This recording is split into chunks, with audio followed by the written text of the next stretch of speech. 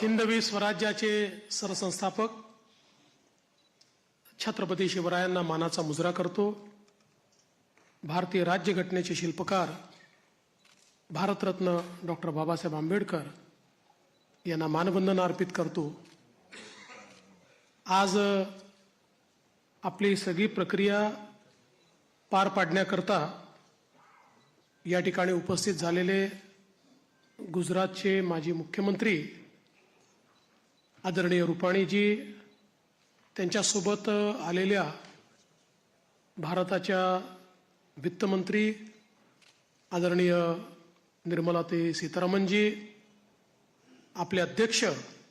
चंद्रशेखर बावनकुळेजी, माननीय विनोद तावडेजी, माननीय शिवप्रकाशजी,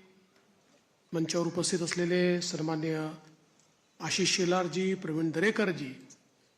या ठिकाणी आपल्या सहयोगी पक्षाचे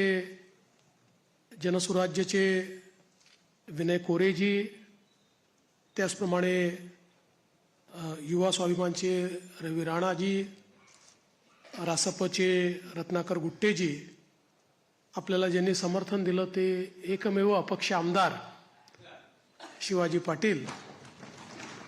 भारतीय जनता पक्षाचे विधानमंडळातील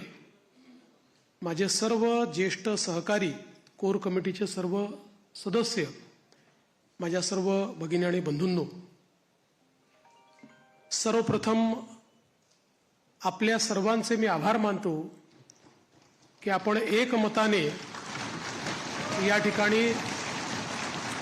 विधिमंडळ गटाचा नेता म्हणून माझी निवड केली आणि ही निवड प्रक्रिया करण्याकरता या ठिकाणी आलेले माननीय रूपाणीजी